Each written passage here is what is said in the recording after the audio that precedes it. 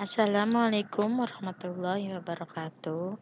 Hari ini kita akan belajar tema 4 globalisasi, subtema 1 globalisasi di sekitarku, pembelajaran 1. Salah satu pengaruh globalisasi adalah masuknya produk makanan negara lain ke Indonesia. Selain makanan, itu masih banyak lagi produk-produk negara lain yang masuk ke Indonesia. Globalisasi merupakan proses penyebaran sesuatu secara meluas hingga ke seluruh dunia. Globalisasi berpengaruh sangat besar bagi kemajuan teknologi dan kemudahan dalam berbagai hal. Salah satunya contohnya produk makanan. Hari ini kita akan belajar yang pertama menjelaskan berbagai bentuk kerjasama di bidang sosial budaya dalam lingkup ASEAN. Yang kedua menjelaskan proses menghasilkan energi listrik. Yang ketiga menuliskan informasi penting dari teks eksplanasi. Sikap yang akan kita kembangkan, percaya diri dan jujur. Yang pertama, kita akan menjelaskan berbagai bentuk kerjasama di bidang sosial budaya dalam lingkup ASEAN. Masih ingat tidak negara-negara yang menjadi anggota ASEAN? Negara anggota ASEAN ada 10. 1.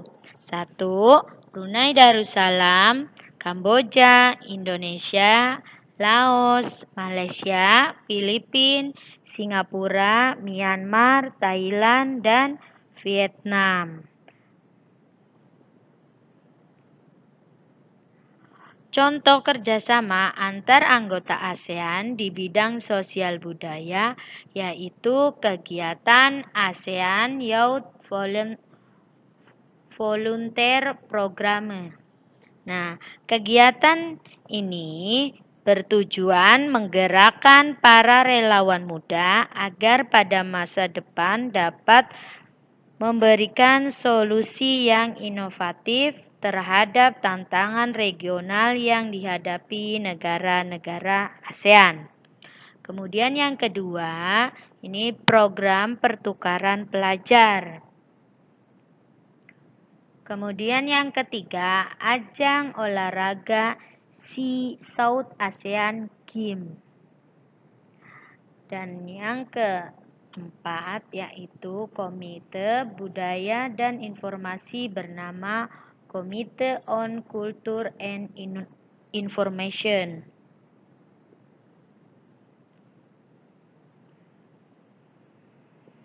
Yang kedua menjelaskan proses menghasilkan energi listrik.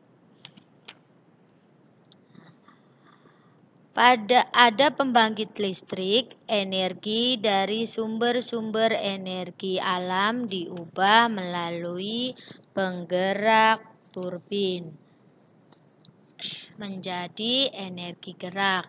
Selanjutnya, energi gerak diubah menjadi energi listrik oleh generator. Nah, listrik ini merupakan kebutuhan pokok manusia. Setiap hari kita tidak lepas dari penggunaan alat-alat elektronik. Alat-alat tersebut digunakan karena kita mendapatkan pasokan listrik dari perusahaan listrik negara atau biasa PLN. Energi listrik dapat dihasilkan dari pembangkit listrik. Nah, ini adapun bagannya, ini sumber energi dari alam berubah menjadi turbin uap, kemudian ke generator dan barulah menjadi energi listrik.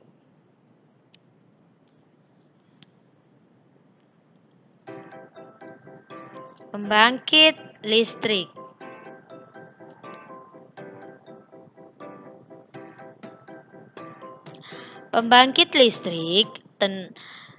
Pembangkit tenaga listrik berfungsi membangkitkan energi listrik melalui berbagai macam pembangkit tenaga listrik. Yang kedua, pada pembangkit tenaga listrik, sumber-sumber energi dari alam diubah menjadi energi mekanis dalam bentuk kecepatan atau putaran. Yang ketiga, selanjutnya energi mekanis tersebut diubah menjadi energi listrik oleh generator.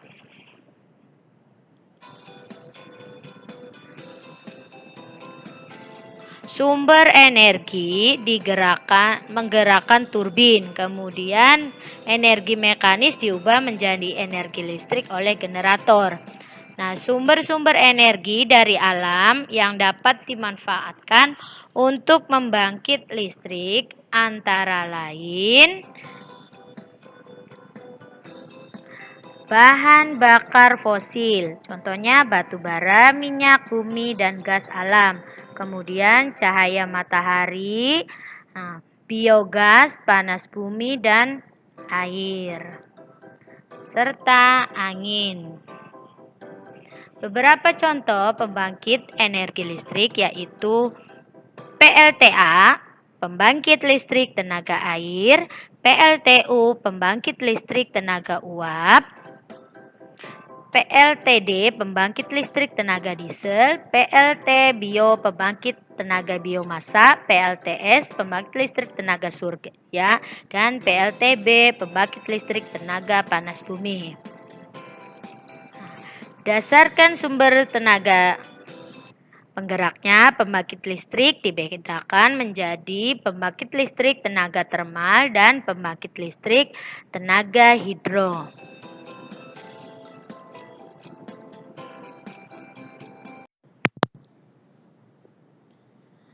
Pembangkit listrik tenaga termal.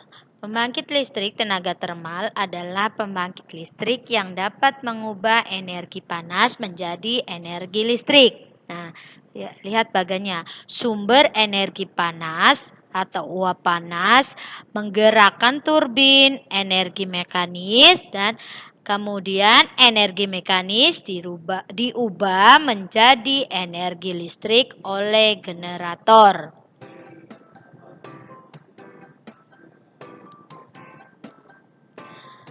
Salah satu contoh pembangkit listrik tenaga termal adalah pembangkit listrik tenaga panas bumi. Tuh contohnya ya, ada gambarnya juga.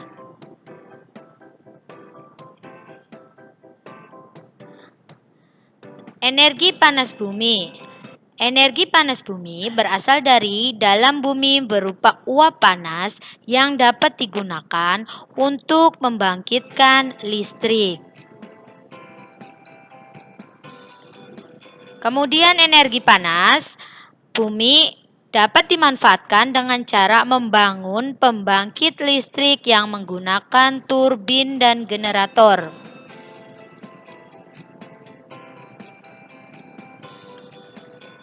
Bagaimana cara kerja pembangkit listrik energi panas bumi? Pembangkit listrik tenaga panas bumi, cara kerjanya ya, perhatikan gambarnya. Air panas dari dalam bumi naik ke penampung air melalui pipa.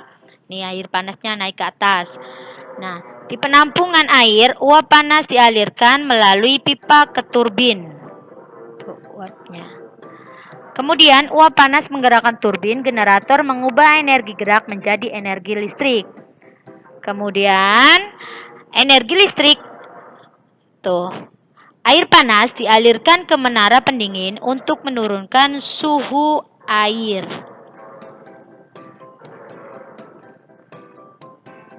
Air yang suhunya telah diturunkan dialirkan kembali ke dalam tanah.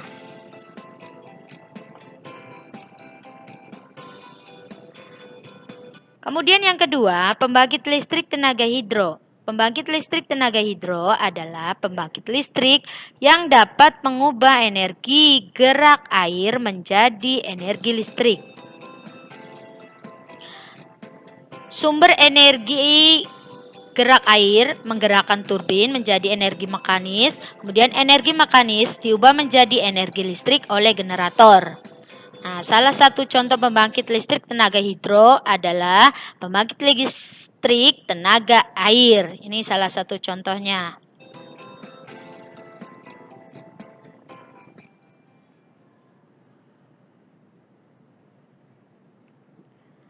Yang kedua, menuliskan informasi penting dari teks eksplanasi. Bacalah teks eksplanasi pemanfaatan teknologi canggih untuk menghasilkan energi pada halaman 6 di bukumu. Nah, tuliskan informasi penting yang terdapat pada bagian-bagian teks eksplanasi tersebut dengan bentuk diagram. Perhatikan video berikut. Struktur teks eksplanasi. Struktur teks eksplanasi. Teks eksplanasi adalah teks yang dibuat untuk menjelaskan proses terjadinya suatu fenomena atau peristiwa, baik fenomena alam maupun sosial, secara ilmiah. Biasanya, teks eksplanasi membahas tentang keilmuan atau ilmu pengetahuan, akan tetapi ada juga yang berisi laporan tentang suatu kejadian. Struktur eksplanasi dibagi menjadi tiga, yaitu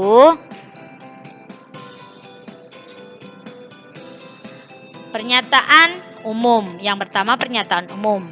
Pernyataan umum pada teks eksplanasi berisi hal-hal yang bersifat umum, informasi yang masih banyak diketahui orang dan disampaikan secara gamblang atau lugas.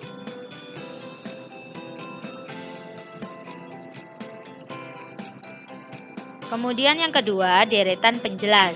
Deretan penjelas dalam teks eksplanasi berisi informasi tambahan atau pendukung pernyataan umum.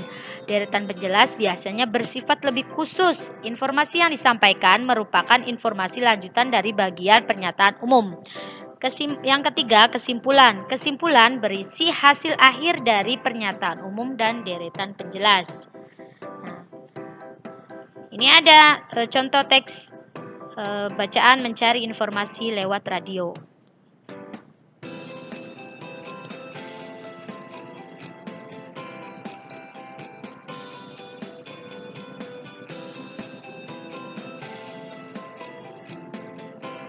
Nah, paragraf ini merupakan pernyataan umum, biasanya berada di awal paragraf. Nah, yang paragraf yang kedua ini merupakan deretan penjelas.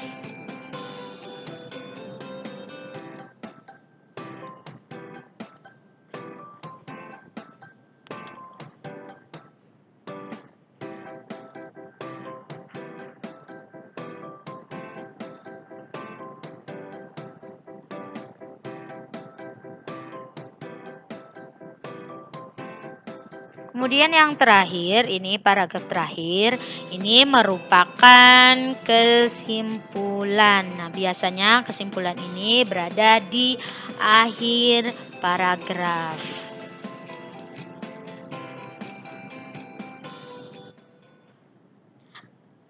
Nah, itu saja penjelasan dari Ibu. Kurang dan lebihnya Ibu minta maaf. Wassalamualaikum warahmatullahi wabarakatuh.